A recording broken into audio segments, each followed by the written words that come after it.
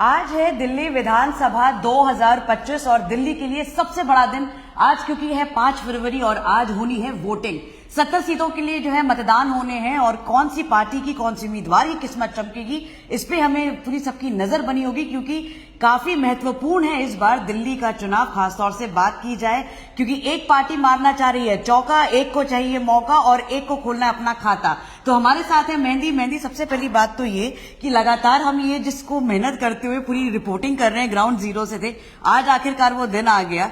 तो अब क्या लग रहा है, जनता का मूड आपको क्या समझ में आ रहा है, किन मुद्दों पे इस बार दिल्ली की जनता वोट कर रही है? बिल्कुल, देखिए मोनिका की फाइनली कैंपेनिंग जो है, जितने नेता ग्राउंड पर थे उसका अंतिम दिन आ गया है। आज जनता डिसाइड करेगी कि किसको कुर्सी पर बिठाना है। तो बेशक मुद्दे बहुत सारे हैं, चाहे वो आम आदमी पार्टी के हों, बीजेपी के हों, कांग्रेस के हों, तीनों ही पार्टियों ने पूरे चुनावी और सियासी माहौल में अलग अलग मुद्दे उठाए। बहुत से मुद्दे आए, चाहे वो शीश महल हो, भ्रष्टाचार हो, प्रदूषण हो, लोकल मुद्दे, खासतौर से जो नए मुद्दे अंतिम दौर में जुड़े, खासतौर से यमुना की बात की जाए और उसके बाद जो एकदम वोटिंग से एक दिन पहले जो एक दूसरे पर आरोप प्रत्यारोप का खेल देखने को मिला कि बीजेपी ने आरोप लगाया आम आदमी पार्टी पर कि वो कहीं ना कहीं धांधलेबाजी कर रही है, बीजेपी भी पलटवार करती हुई नजर आई। और यही नहीं, खुद मुख्यमंत्री के खिलाफ भी एफआईआर दर्ज होगी मेहंदी। तो ऐसे में ये रोचक काफी हो जाता है कि जिस चीजों से हम कहते हैं कि दिल्ली का चुनाव काफी अलग होता है, इस बार तो वाकई अलग देखने को मिला। बिल्कुल अलग मिल रहा है, क्योंकि एक ही दिन पहले इतने गंभीर आरोप प्रत्यारोप लगाए गए, गुंडागर्दी के आरोप रमेश बिधूड़ी पर लगाए गए, क्योंकि कालका जी एक बहुत ही वीवीआईपी सीट है, मुख्यमंत्री आतिशी वहां से चुनाव लड़ रही है।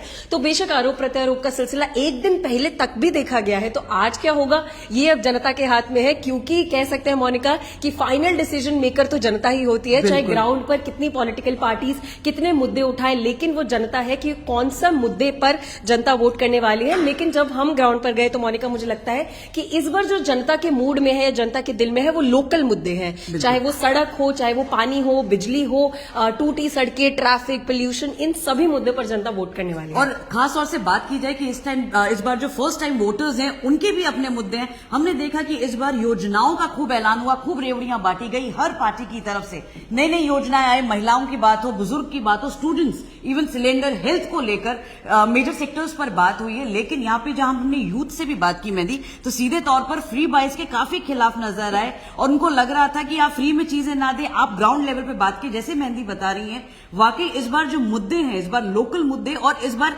काफी प्रखर होकर जो दिल्ली की जनता है वो इस बार सामने आई है मुद्दों को लेकर। खासतौर से ये कि जो लोकल मुद्दे उनको पार्टी को जो है कहीं ना कहीं जो है सामने रखने चाहिए, जो मैनिफेस्टो में वो लाते हैं और फिर वो भूल जाते हैं। बिल्कुल मोनिका, क्योंकि लगातार फ्रीबीज की अगर बात की जाए तो हर एक जनता, किसी भी विधानसभा की बात कर लीजिए, जनता में आक्रोश है कि जनता को लालच दिया जा रहा है या जनता को कम आंका जा रहा है हर एक पॉलिटिकल पार्टी के द्वारा। तो लगातार ये आरोप लग रहे हैं कि एक भेड़ चाल की जा रही है। आम आदमी पार्टी ने जो फ्रीबी कल्चर शुरू किया उसे बीजेपी भी और कांग्रेस भी भेड़ चाल में लग गई है और फ्रीबीज ऑफर कर रही है। लेकिन जनता का साफ तौर पर यह कहना है कि मुफ्त की चीजें नहीं चाहिए भैया, हमारे लिए काम कीजिए, हमारे लोकल मुद्दों को ठीक कीजिए, उसके बाद ही हम आपको वोट डालेंगे। लोकल मुद्दों को वोट कीजिए। और खास तौर से अगर वोटर्स की बात की जाए तो इस बारी पूर्वांचली और दलित समुदाय का जो मुद्दा है काफी ज्यादा गंभीर नजर आया इस बारी, क्योंकि ये दो वैसे वोट बैंक्स हैं जिनको पार्टियां हमेशा चाहती हैं कि उनकी तरफ ड्रिफ्ट हो जाए। अगर वो ड्रिफ्ट होता है तो डेफिनेटली जो जिस भी पार्टी के पास ये स्विंग जाएगा, वहां का जो वोट शेयर है वो डेफिनेटली बढ़ता हुआ नजर आता है। यही कारण है कि इस बारी पूर्वांचली और खास तौर से दलित समुदाय, उनके जो मुद्दे हैं वहां के मुद्दे काफी ज्यादा गंभीरता से उठाए गए।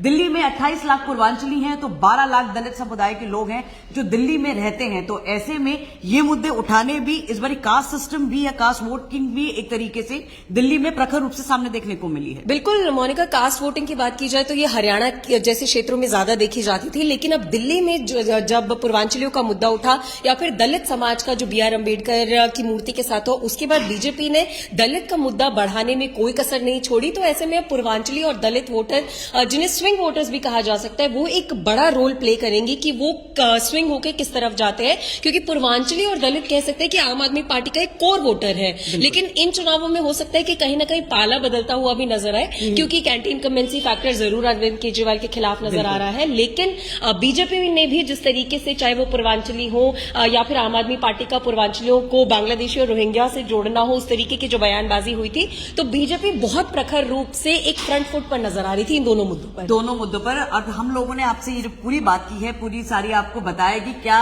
मोटा मोटा लुबाब रहा है इस बार दिल्ली चुनावों का। देखना काफी दिलचस्प होगा, क्योंकि अब जब वोटिंग शुरू हो जाएगी तो जाहिर सी बात है जनता किन मुद्दों को लेकर आगे जाती है, किस पार्टी का वो ध्यान में रखती है, किसकी योजनाएं सबसे ज्यादा अट्रैक्ट करती है। ऐसी कुछ और अपडेट्स मैं मोनिका सिंह इन खबर दिल्ली पर लेकर आती रहूंगी। आप बने रहिए हमारे साथ, काफी दिलचस्प होने वाला है दिल्ली का मुकाबला, तो बने रहिएगा हमारे साथ।